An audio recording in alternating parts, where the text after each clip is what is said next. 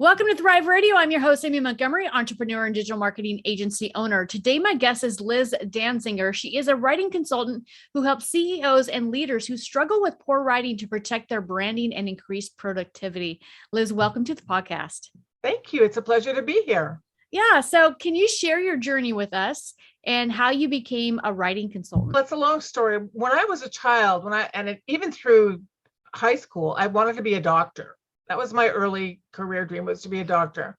Then I got to college, faced organic chemistry, and said, maybe there's another way that I can contribute to the world. And what I discovered was that writing came very naturally to me. And I wrote a book that was published when I was 25, then another at 27, then another at 29. And I worked a lot with individuals, and I realized that people struggle to make themselves understood. So after writing for all the major women's magazines, I decided that I wanted to really help people find their voice, help them get results through their writing. And I founded Work Talk in 1987 to enable people to use words to get the results they want in business. What are some of the top mistakes leaders make in writing? It's interesting that you asked that, because there are certain mistakes that most people make, and then there are particular mistakes that leaders make. Most people make the mistakes of not thinking about their reader before they start to write. It's the most obvious thing, but yet very often people think what matters to me must matter to them, when in fact, what matters to us may be completely irrelevant to the reader, and we have to think about what matters to the reader. Also, and I know this is painful, but people really have to reread and proofread what they write and not have to spend another how many hours groveling and apologizing and rewriting and redoing and resubmitting. So people need to proofread and reread. So that's another thing that's rather common. In terms of leaders, I find that leaders often do not assign writing tasks properly. And because they don't tell the person enough information, the person assumes, and we may get to informing, requesting, and persuading, but they don't give the staff person enough information to know who are they writing to, what is the main point, what is the purpose. Also, managers tend to get very busy, and often they can do things faster than their staff can do it. But if they do everything themselves and keep fixing their staff members' writing, their staff members are going to keep making the same mistakes 5, 10, 15, 20 years. They need to take the time to coach their staff members instead of just going, forget it, I'll fix it. When a business is losing customers, how have you helped them win them back with writing? In a variety of ways. One is I've worked with multiple national sales teams in their outbound prospecting emails and enabling them to really target the reader's hot buttons, to focus on the value and the benefit of their offering, to target their prospects and each different prospect, what makes different types of prospects tick. So I've worked with sales teams to produce good results. Also customer service teams. I actually trained the entire customer service staff of a major cruise line company in how to break bad news. Like, these are people who spend 8 hours a day on the phone telling people, no, you cannot have a free cruise. I know you fell out of bed, but no, you cannot have a free cruise.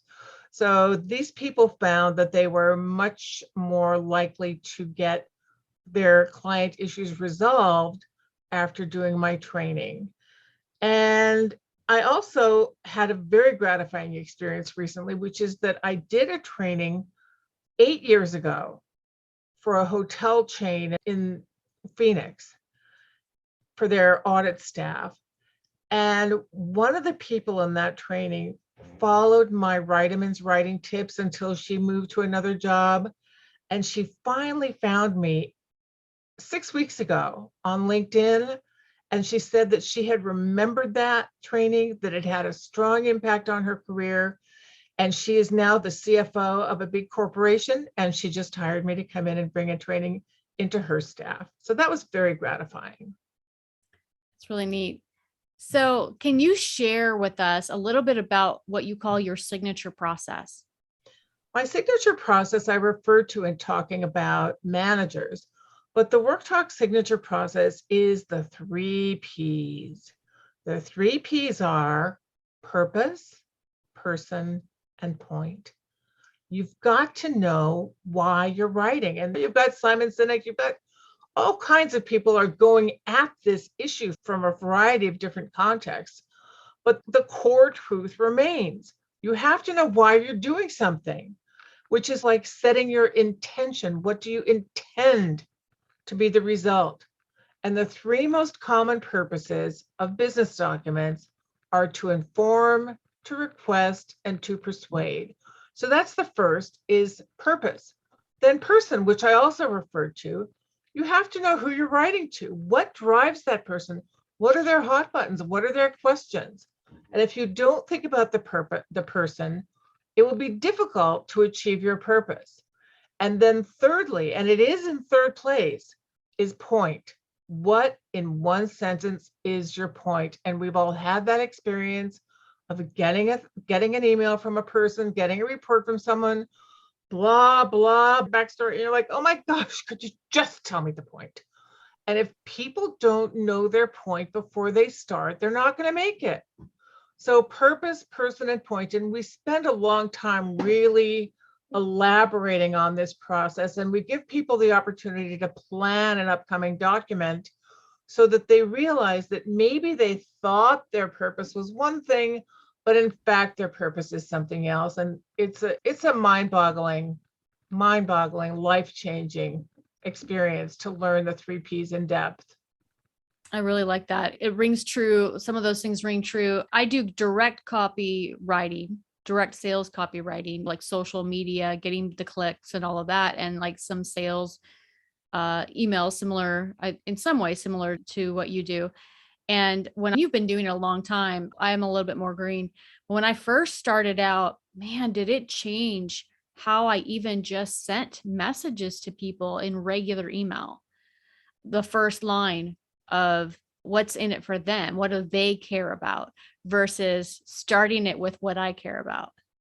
I'll tell you a story. I did these, as I said, I did programs for 2 national sales teams in widely different industries.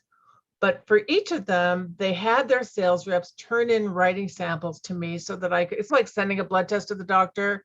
You send writing samples to me and I figure out what's going on with the writing. So people in each organization, different people, wrote to me as their sample. They were writing this to cold prospects.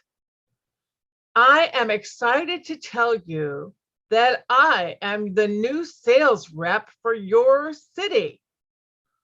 I'm like, are you even kidding me? And why would they care? Yeah. Why would they care that they don't know who you are? They don't know what you do.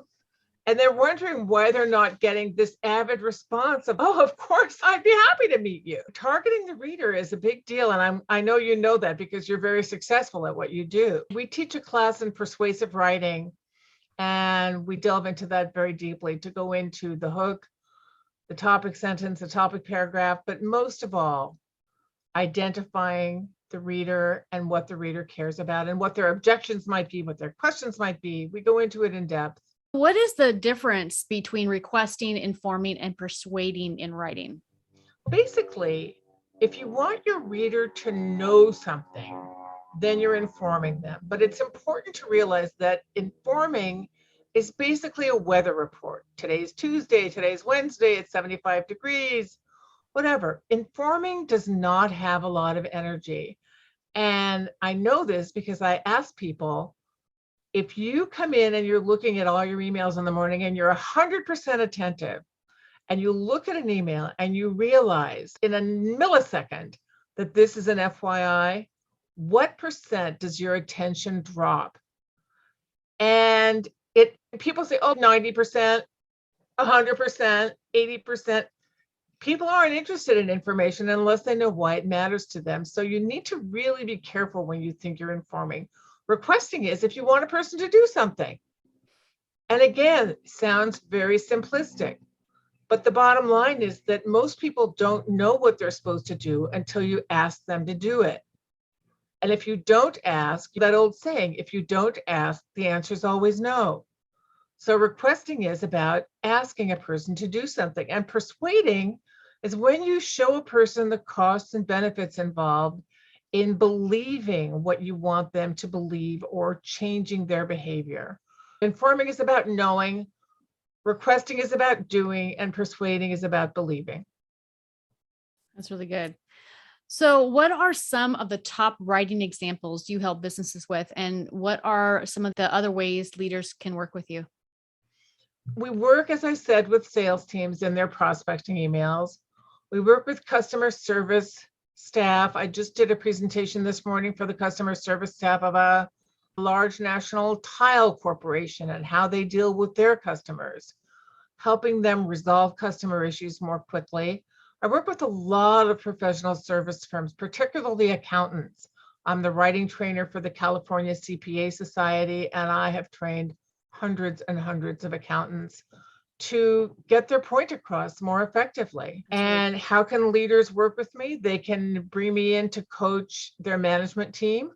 What I find is really useful is to have the management team get certain training in terms of basic writing points, which most of them may know fairly well, but need a refresher on. But they more need the training in how to assign a writing task and how to revise a piece of writing. And then they need to give their staff the knowledge. In other words, it's not fair to keep dinging a person on their writing. Oh, bad writing. If the person legitimately doesn't have the skills or knowledge to improve. So you need to give them the resources they need, give them, whether you give them an online course or a course like mine or a book that they're responsible for reading, but the manager has to follow up with that person and show that they're interested in it.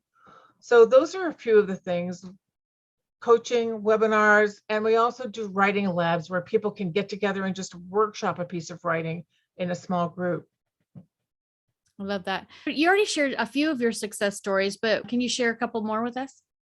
Our sales teams, one of them found that after I started editing, they did a special intensive program where they had me edit every email that certain selected reps that they wrote.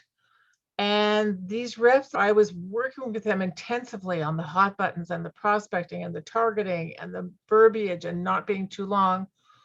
They increased their number of meetings, their conversions to meetings, by 50%, which is a lot in that world.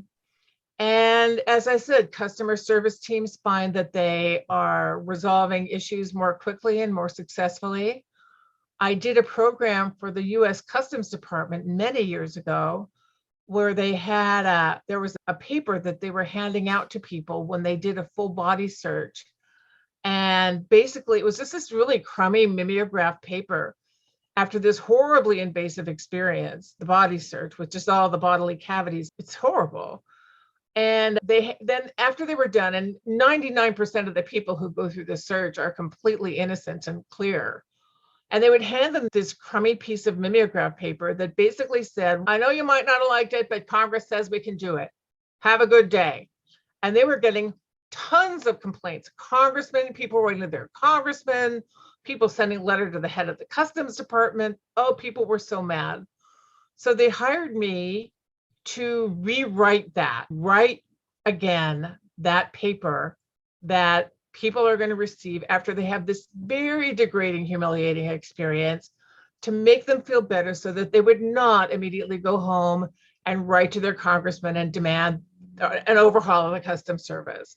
And I did that. It was a very fun project. And they actually measurably decreased the number of complaints they got. People actually complained far less frequently when they got the other document. Another thing is that I've had multiple experiences with attorneys who were being criticized for their writing skills, for their poor writing skills. I worked with them regularly for about 6 months. And then I met the managing partner of the firm of a couple of attorneys that I had worked with. And she said, it's not an issue anymore. He's a good writer now. And he was a bad writer when I started working with him. So it really can turn people around. I love that. I love it. Definitely. So if you're able to give yourself one piece of advice when you first started out, what would it be? I think probably the main thing I would say is to be willing to charge what you're worth. Really be willing to charge what you're worth, and don't hesitate. Obviously, don't be greedy, but also you provide value. And so you need to be compensated according to the value you create. That's so good. Yeah, it's such a learning process. And then, It really is. It really is. And being a consultant and a trainer enabled me to work on a flexible schedule when my children were growing up. It's been a very, and it's so many different people and so many different experiences and different companies and different situations.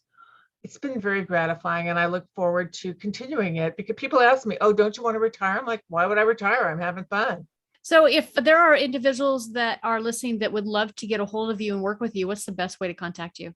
Best thing to do is to go to worktalk.com, www.worktalk, worktalk.com, and send me a note. There's a contact page there. Also, please sign up for Writeman's Writing Tips. These are wonderful, useful, funny, practical, short writing tips that go out every month. You can also sign up for Writeman's at the homepage of worktalk.com, or people can call me at 310-396-8303. I'm in Pacific time.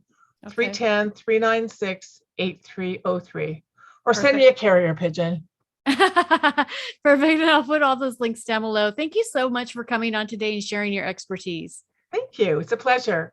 Yes. And if you're listening, you want more information about this podcast and upcoming shows, you can visit acalltothrive.com. Thank you, everyone, and have a wonderful week.